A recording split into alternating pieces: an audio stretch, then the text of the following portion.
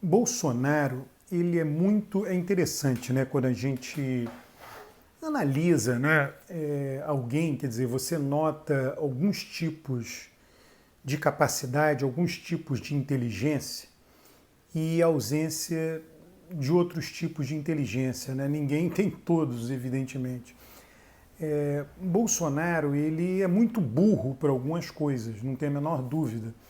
Ele podia ter lidado muito bem com a pandemia, deixou, né, sei lá, o objetivo de fazer negociata, a gente está vendo agora com as vacinas, deixou, por outro lado, alguma ideologia mais forte, ir na frente de lidar bem com a situação da pandemia, e hoje ele estaria muito bem se ele tivesse feito isso. Então essa é o quê? Uma burrice, falta de pragmatismo. Né? Por outro lado, né, ele tem uma capacidade, ele tem um instinto de sobrevivência, quer dizer, ele foi deputado do baixo clero, um deputado muito pouco relevante. Né? Existem na Câmara dos Deputados, né, vários grupos de deputados, deputados que dominam determinados temas, que se envolvem com determinados temas, tanto do ponto de vista técnico quanto do ponto de vista político. Então ele sabe que grupos são a favor do que interesses estão, ele tem um mapa mental, né, de todas as dificuldades técnicas e políticas, facilidades técnicas e políticas da área dele. Então esse é um tipo de deputado, é um deputado muito bom para montar determinadas legislações, né, propor determinadas mudanças. Aí tem um outro deputado que é um articulador, que é alguém que se dá bem com todo mundo, enfim, articula. Tem outro que é mais capaz de falar em público, de liderar em público determinadas votações, enfim. Então cada um tem, né, são grupos aí com determinadas características. Bolsonaro não pertencia a nenhum deles, quer dizer, Bolsonaro é uma um lobista de interesses de alguns segmentos do setor público, notadamente segmentos, né, da polícia, os armados, polícia e exército, né? Mas ele era deputado quando Dilma sofreu impeachment. Estava lá na Câmara, andava, conversava, né, com os pares dele, conversava com alguns, então ele ouviu, né, ouviu coisas do tipo, olha, né, a Dilma não nos recebe, ela trata mal a gente, pô, não dá mais, a gente tem que tirar essa mulher de lá.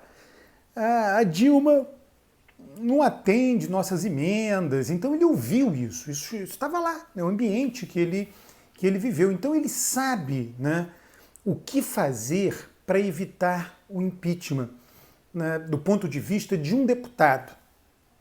E tem uma coisa que muito provavelmente ele ouviu. Olha, pessoal, o Michel Temer, lá na Câmara, né, na época que o Temer era vice da Dilma. O Michel Temer andou aí conversando com os deputados.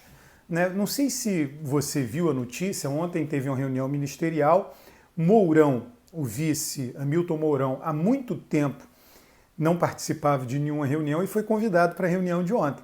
E hoje ele já está na mídia falando que vai diminuir o desmatamento, meio já se sentindo mais incorporado ao governo. Então, o que é isso? Né? Isso é a perspicácia de Bolsonaro, ou a capacidade dele, né, de tendo aprendido, do ponto de vista de um deputado dentro da Câmara, as condições do impeachment. Então ele ouviu determinadas coisas, se tornou presidente. No mandato anterior ao dele na presidência era o de Dilma, ele viu o impeachment acontecer, ele foi parte disso.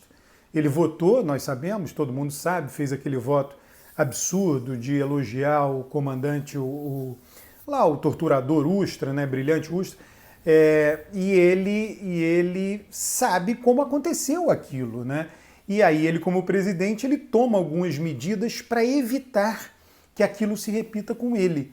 Né? Então ele não briga com o presidente da Câmara, Dilma brigou, ele recebe deputados, Dilma não recebia, ele não deixa o vice isolado, né? Não simplesmente para sempre de conversar com o vice, Dilma fez isso. Então ele toma medidas, né, para evitar um eventual impeachment. Então ele tem esse instinto de sobrevivência. Isso não resta a menor dúvida. Ele não tem outros, né? Porque você pode dizer, bom, mas se ele tivesse instinto de sobrevivência, ele teria tido um comportamento diferente diante da pandemia. Talvez ele pensasse lá no início que aquela visão dele estava correta, não sei, né? Ele foi uma alternativa. Vários governos no mundo inteiro seguiram caminhos que não foram únicos, né? A Suécia seguiu esse caminho semelhante ao do Brasil e depois mudou, né? Ele não mudou, né? Essa que é a questão. Eu acho que ele tem uma coisa, por um lado, doutrinária muito forte, mas por outro lado a gente viu, né? No caso das vacinas, tudo que a gente está vendo aí, que a CPI está revelando, a Pfizer teve muita dificuldade para vender para o governo e a Covaxin vendeu com a facilidade enorme, com a rapidez enorme. Então, você, né, na verdade, toda essa parte ideológica de Bolsonaro, a gente hoje, ela se confunde, né, com a parte, né, talvez a gente possa dizer isso, né, dessa negociata em torno da propina para as vacinas, né? Então é difícil distinguir uma coisa da outra. Mas eu acho que o motivador inicial pode ter sido, sim, o motivador ideológico. Lá no início ele dizia, olha, não, isso aí é só mais uma doença, isso não vai longe, né? Outros lugares não foram longe. Ele, né, provavelmente olhando distante, né, olhando a China distante, disse, não, a China não avançou, então no Brasil não vai avançar, vai ter imunidade de rebanho em algum momento. Ele de fato acreditou nisso, e a gente hoje, todo mundo sabe, todo mundo que tem a cabeça no lugar sabe que não funciona assim, né? Nós estamos agora, neste exato momento, tendo uma queda de casos e de mortes no Brasil, e só pode ser atribuído isso às vacinas, à vacinação. Não tem uma outra razão. O país está funcionando normalmente, muita gente já voltou a trabalhar normalmente, o uso de máscara não mudou, ninguém passou a usar mais máscara do que estava usando anteriormente. Então não tem nenhuma medida aí que não seja vacinação que pudesse explicar a queda de casos e de mortes, né? Talvez só mesmo a ampliação, o aumento da vacinação. Não tem uma outra explicação, né? E isso todo mundo está vendo agora, né? Bolsonaro lá atrás, eu acho até que algumas pessoas envolvidas poderiam, né, acreditar sinceramente que havia um outro caminho para lidar com a pandemia. Agora, ele insistiu nisso. E isso foi muito ruim para ele.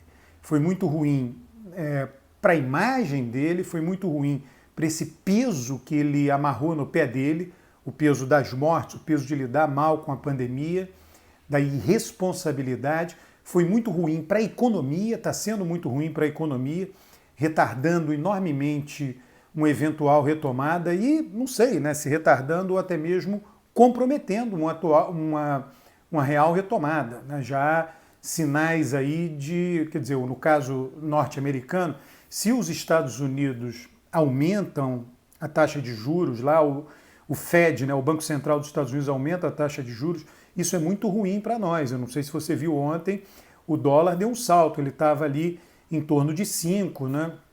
Ontem fechou o dia em 5,20, anulando todos os ganhos de desvalorização, de valorização do real, de valorização do dólar, acontecidos durante este ano, né? E isso tudo por causa do cenário americano, por causa da ameaça, ou da expectativa, digamos assim, ameaça não, mas expectativa de aumento de juros nos Estados Unidos. Isso tudo pode bater na economia brasileira. Pode não, se acontecer, vai bater na economia brasileira. E vai ser muito ruim para o governo, porque aumenta juros nos Estados Unidos, os investidores retiram dinheiro do nosso mercado de ações aqui, da nossa bolsa, e levam para o mercado dos Estados Unidos, né, para a remuneração pelos juros norte-americanos. Isso daí é conhecido, né? Todos os grandes booms econômicos dos vários países latino-americanos, eles ocorreram com juro dos Estados Unidos em queda e preço de commodities subindo, preço de commodities em alta. Então, se agora há um aumento do juro nos Estados Unidos, isso é prejudicial ao Brasil. O Bolsonaro perdeu a oportunidade. A retomada poderia ter acontecido muito antes se o Brasil tinha recurso para isso, um país de renda média, porém com um sistema de saúde com uma capilaridade imensa, se ele tivesse se antecipado na compra de vacinas, a gente não estaria atrás de nenhum país desenvolvido.